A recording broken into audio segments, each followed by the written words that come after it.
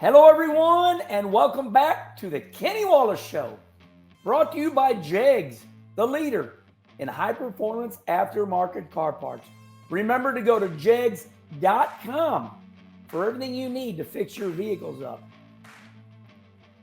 As the Herminator takes a break, it's sleeting pretty hard, snowing pretty hard here in St. Louis, Missouri. I'm about 17 miles south of the Arch. We're in Arnold, Missouri. Love my hometown, and it's showtime. It's time for the Daytona 500. 80 degrees in Florida, 30 degrees up here in St. Louis, and it's sleeting and snowing outside my window. All right, everybody, let's bring you up to date. Let's tell you what's going on in Daytona. Let's give you the highlights of the twin 150s, or as they call it, the Duels. It used to be called the twin 125s. A little history lesson here. It was always the twin 125s. The twin 125s, let's be clear, the front row is locked in all the time. When you qualify, the first two starting spots are locked in, right? So on the front row for the Daytona 500 is Joey Logano on pole. Quick time! And a surprise, Michael McDowell, front row outside in that good-looking yellow Love's truck stop car. And that was a big surprise. That was a shock. Michael McDowell almost was on pole for the Daytona 500. But we have seen these upsets in past history. I think Loy Allen once with the Hooters car was on the pole for the Daytona 500. That kind of shocked some people. But the Daytona 500 is this Sunday. The front row is set. Joey Logano on pole. Michael McDowell front row outside. All right, let's move ahead. Let's talk about Thursday night. It's called the Dual 150s. They lengthened it. Like I said, it used to be the twin 125s, but they had to make pits. They did not have to make pit stops. They can make it. So NASCAR said, well, we're going to make it longer. That way you have to make a pit stop. We don't want you to make it the whole way on no gas. We want pit stops. So NASCAR said, we'll fix your butt. We'll call it the Dual 150s. We're going to change it. So 150 miles. They ran two of them on Thursday night. And, buddy, NASCAR, I'm sorry to disappoint the fans that hate their life. I don't like NASCAR, and that's why I watch it. I watch NASCAR so I can complain about it because I like talking crap. I'm sorry. Both these Dual 150s were incredible. You did not know who was going to win until they came off of turn 4. Side by side, door handle to door handle, passing on the last corner for the win. And we had Jimmy Johnson battling it out with J.J. Yeley.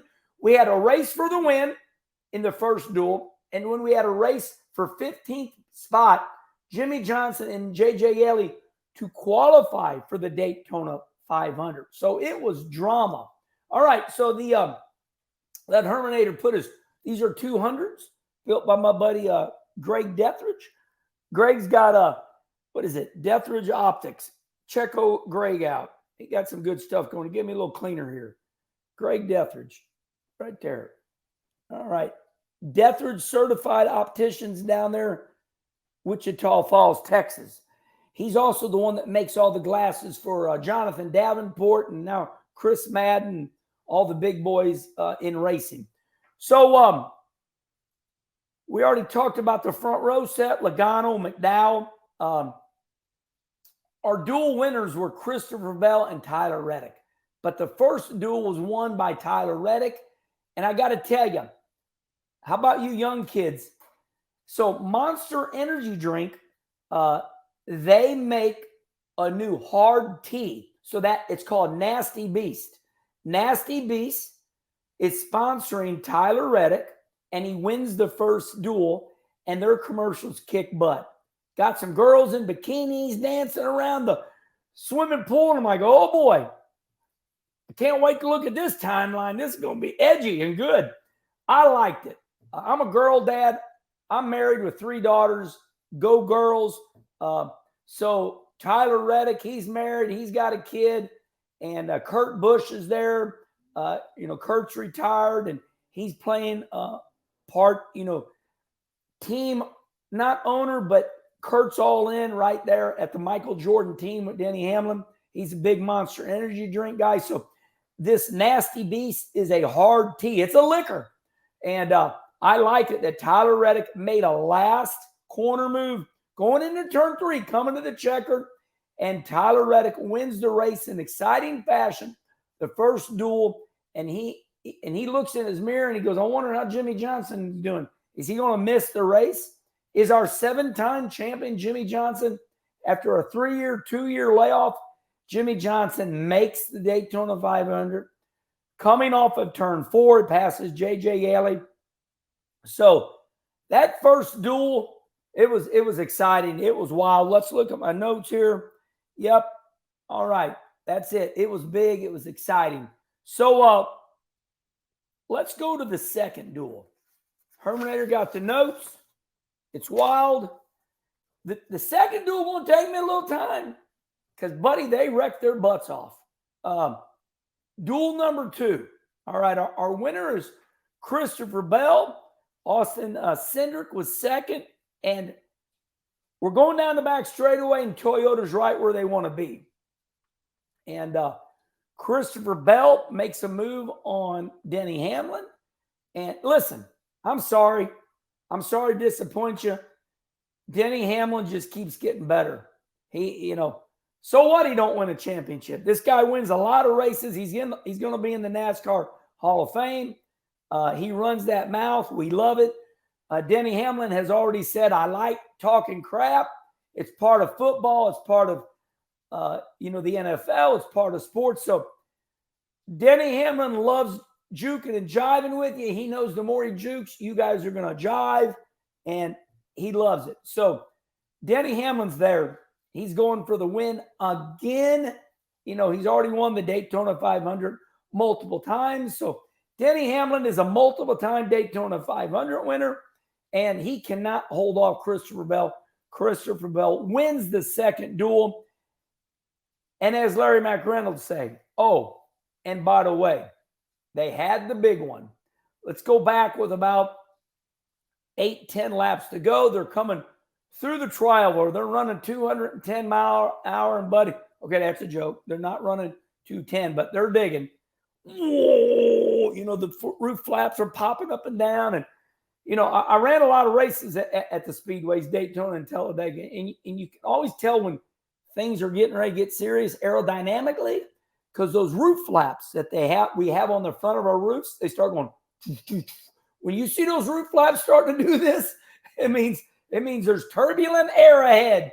So that's what happened. And William Byron and all the boys, it was Ryan Blaney, William Byron side by side, kind of moving a half a lane here or there. But Brad Keselowski pops Kyle Busch in the butt, gives him a run. Kyle Busch says, I don't want this run because I'm going to hit William Byron in the ass. But you can't help it because, see, Brad Keselowski, it's hard to see through Kyle Busch's car. So here's Kyle Busch dragging the brake. Whoa. And he can't help it. Kyle Busch tries to go right, but he inevitably hits William Byron in the ass, runs him in to our champion last year, which is Ryan Blaney. And buddy, Ryan Blaney hits that wall hard. I'm like, oh no, I hope he's all right. Everybody's okay. And I mean, they all piled in.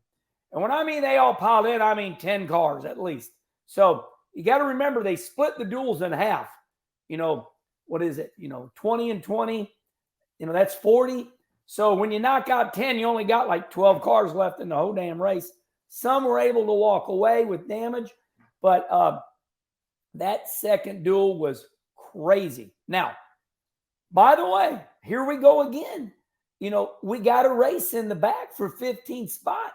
And you're not going to believe who it was. It was Kaz Grala. What a name, right? Kaz Grala against BJ McLeod. Now, you're thinking, oh, BJ, guy's got a little weight on him, doesn't have a very big operation. And we need to do a show on BJ McLeod. I thought this guy would be in and out of the sport. I don't know where he gets his money. I don't know where he makes it. The car is black. There's not a damn name on it. BJ McLeod does something. Respond right here. Tell me where he makes all his money. Because in that second duel, Kaz Grala's up there, and that's a front row motorsport. So Kaz Grala's teammate is Michael McDowell.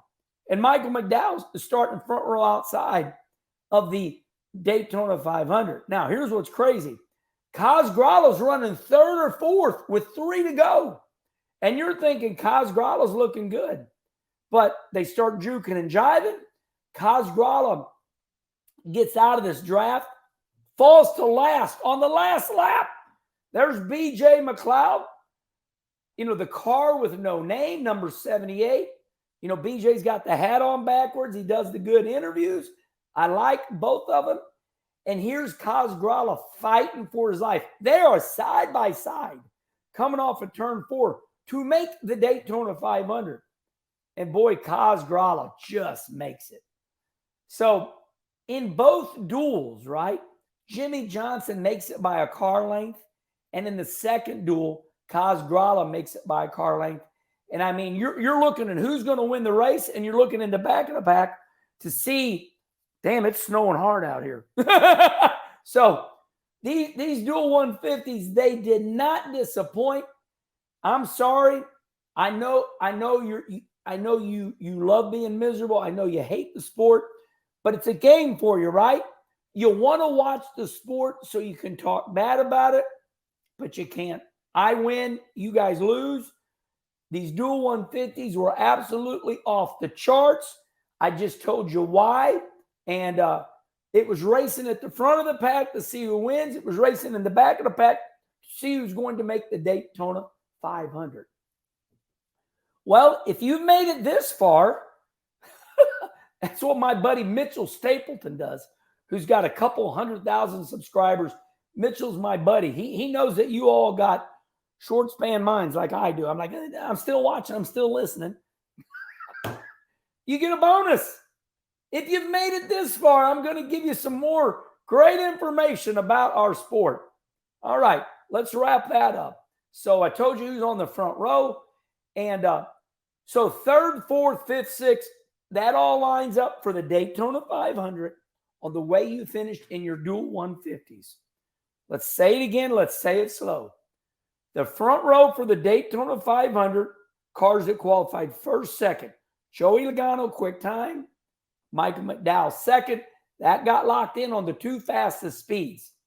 The reason we run the dual 150s is we take the finishing order of the first duel, the finishing order of the second duel, and that lines up the inside row, and the second duel lines up the outside.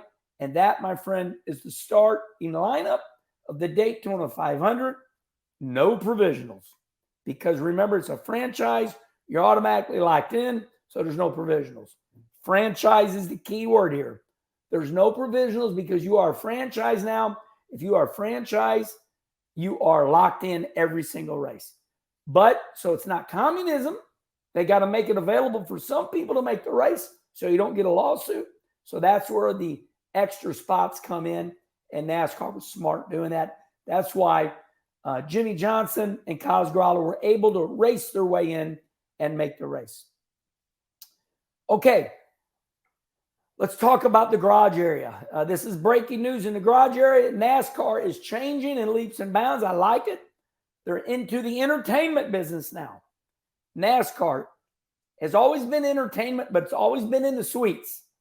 So NASCAR is taking something out of the playbook of the NHRA. When you go into the NASCAR garage area now and you are with a sponsor or you are with a team, you're going to get a little extra pass.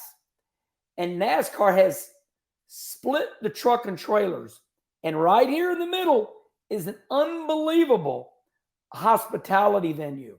So if you're at Hendrick Motorsport and they got 4 cars, you got an incredible palm trees and beautiful couches and a beer or some liquor, and you're able right there in the garage area. And here comes Dale Jr. or here comes, Chase Elliott. They sit on the couch with you and they talk to the CEO. You don't have to go make a hospitality appearance. They can come right down to the garage area. So you're going to see this, you're going to look at it, and you're going to go, what am I looking at? So inside the garage area now, in between those teams, it could be Rick Hendrick Motorsport, it could be Gibbs. And NASCAR has allowed this spacing in between these big tractor trailers. So let's say Chase Elliott's hauler here, the number 9. And then let's say right here is, Alex Bowman, another Hendrick driver. They leave a spot right here. And boy, this is palm trees and couches, and it's awesome. All right, let's put that to bed. Here's the other one. LED lights, a rolling billboard on the front of the pit boxes. So you're in the grandstands. You're a fan. You paid $100 for your ticket, and you're looking on pit road, and these enormous pit boxes, right? They're big because the crew chief, they're here, and then here's the wife, and then right here is the sponsors. These pit boxes are entertainment. Hello, CEO. Hello, wife of CEO. You can sit on our pit box and watch us call the race. This is a big deal. It's entertainment. You're right in the game. And on the front of the pit box this year, 2024, is the incredible, it's like 5 TV screens, LED, and this is a rolling billboard. Now, respond right here. Is NASCAR going to limit this rolling billboard? Can you only run it before the race? Do they shut it off during the race? Can you roll some of your sponsors that are not approved by NASCAR? I haven't looked at the rules. I haven't called Steve Phelps. I haven't called Mike Helton. I didn't call Steve O'Donnell. Great idea. Maybe we'll have one of those on Kenny Conversation. So are the new LED TVs on the front of these big pit boxes, are you going to roll some sponsors by there? And the fan, listen, 100,000 people. 20,000 people, are they going to see that? What is that sponsor? Does it say Nasty Beast? Does it say, AC Delco? Does it say Valvoline? And does something slide by that NASCAR has not approved? Did you know you have to call NASCAR and get your sponsors approved? You cannot go get a sponsor and just put it on your car. You have to call NASCAR and go, can I have this sponsor? And then NASCAR goes, yes, it's a good sponsor.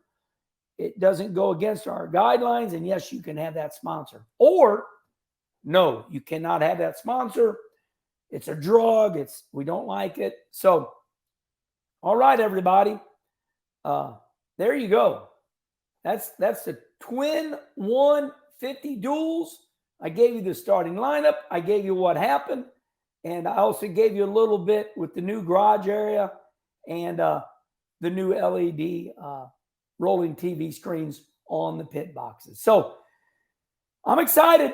The Daytona 500. We're all going to be watching. And remember, this is not about going fast. This is not about motorcycles doing flips. This is not about shock and awe. The Daytona 500 is our Super Bowl. It is about man and machine. Can your car make the distance? Can you not wreck out? And it always comes down to the very end. The Daytona 500, NASCAR's greatest race. All right, everybody, remember, we are in podcast form. You're going to want to tune in to iTunes or Spotify. We got it going on. You can listen to us. And please subscribe if you're right here on YouTube. Until the next Kenny Wallace show, and I'm sure it will be my wrap-up for the Daytona 500. NASCAR is back. We're rolling every week. Until the next time, goodbye, everybody.